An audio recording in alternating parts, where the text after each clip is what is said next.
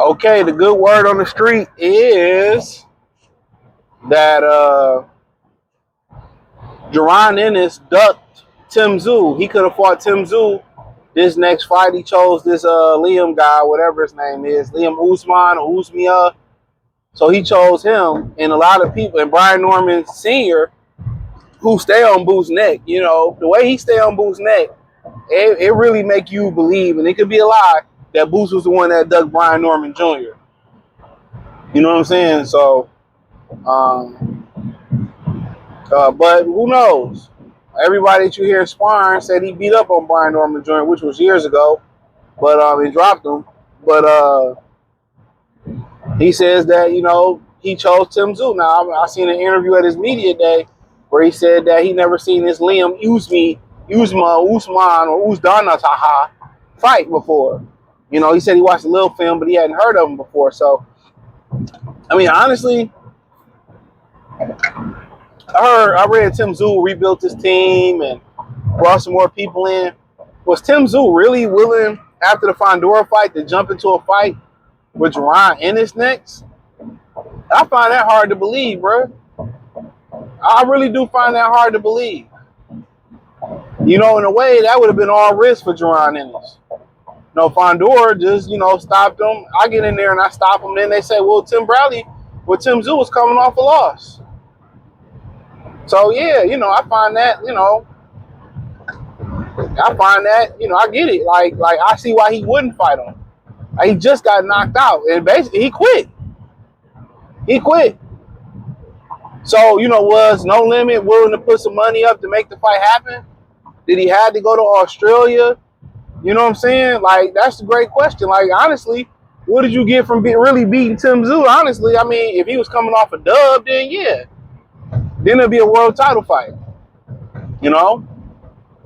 So I really do find it hard to believe. Well, I don't, because Tim Tszyu, you know, got his head cracked and he continued to fight. He felt like he got something to prove, that he ain't a trust fund baby, that he's not a privileged individual. Like, I'm tough. Put him up tough. And I get it, you know what I'm saying? Like, a lot of these guys feel like they got to prove something to the world that, you know, I think it's a privilege and it's an honor for you to be able to come from a lineage or a legacy that care about you and leave something. People just project a jealousness on the people like Shedeur Sanders. Some people just don't like him because some people don't like Shedeur Sanders because, oh, he privileged. He already got money. And, you know, he even take, like, at the end of the day, bro, like, that's a blessing for your family, your father, your mother to leave you to leave you off better or start you off better than most people leave their children. You know? How is that a knock? How is it? And all that is jealousy and hatred. Or to get everything on my own. So you had to start off life 50,000 steps behind me. So just because you had to start off 50,000 steps behind me and I started off 50,000 steps in front of you, I'm supposed to feel ashamed? No. My parents did their fucking job. They got the most out the less of. So, you know, like I said before, you know, you ain't got to be no trench baby to be respected, bro. Your parents did their job. Your parents did their motherfucking job. That's what they supposed to do.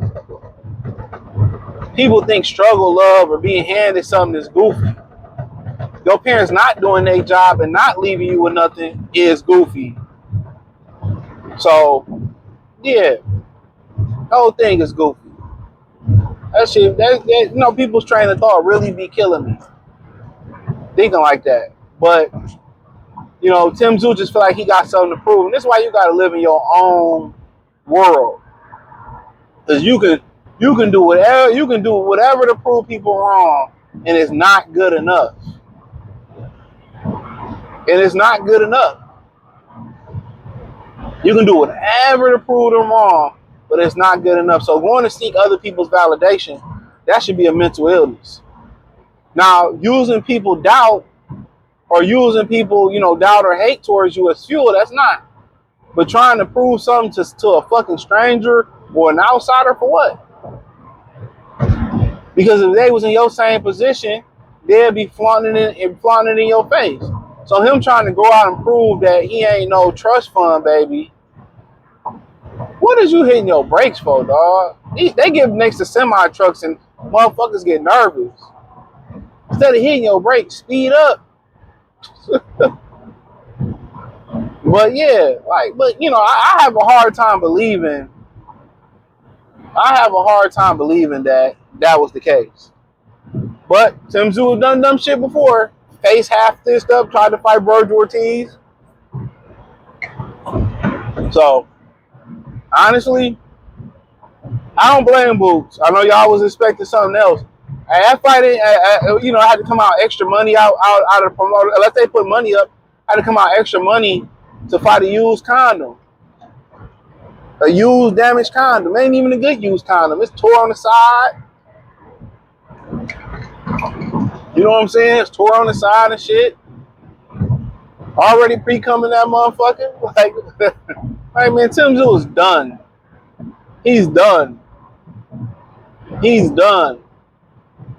He literally quit. Done. Done like a raisin in a motherfucking sun. It's over. Pack him up. So what's the point? I can be known for retiring Tim Tszyu. What I'm gonna get from him? Oh man, Tim Tszyu was already beat up. He ain't been the same since the Fondora fight. He just came off a knockout. I get it. You might as well go fight Liam from Taken. Liam Neeson from Taken. Go fight Liam Neeson.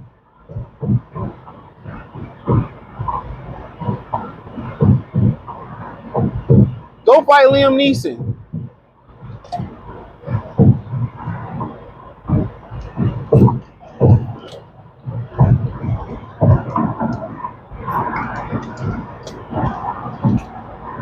Yeah, go fight Liam Neeson.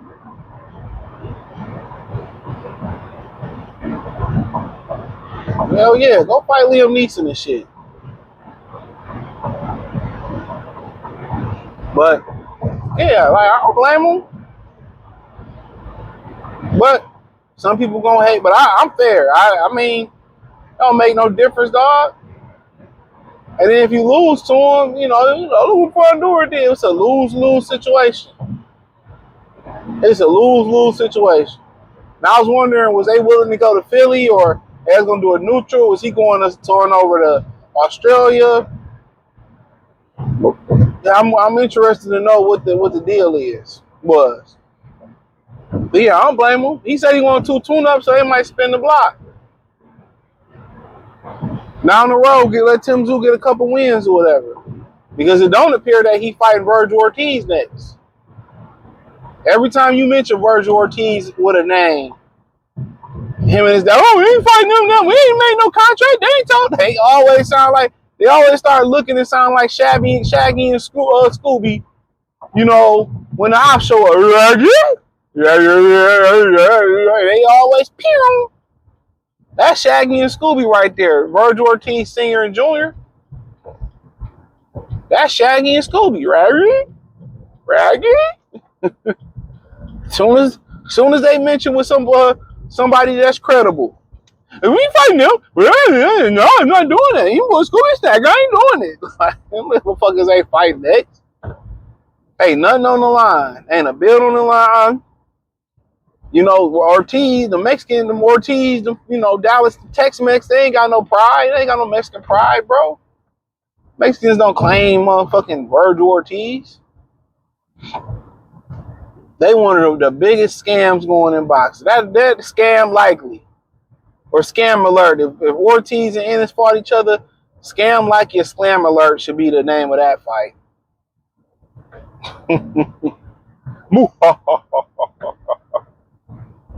Come on, man.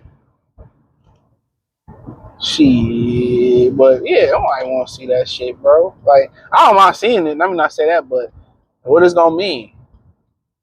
I ain't the biggest scam in boxing. The loser is. Like, come on, man. Niggas wanted to see that shit at 47 for real, and now least go beat up Mazaliab and somebody go beat up Fondora, son, or Xander Zayas or something. Then we can talk. Now you talking my language. You talking my language. You know. Now you talking my language. You talking my language.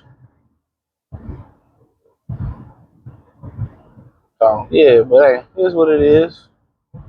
But hey, let me know what you girls and guys think. Thumbs up the video, share the video, subscribe to the channel. The subscribe button is the bell icon button. Hit all notifications. Increase your chance. Get notifications. We go live and drop video. Follow me on X, Instagram, Spotify, Anchor, Cash App, Venmo, PayPal, Kick, Twitch, the whole nine. Peace.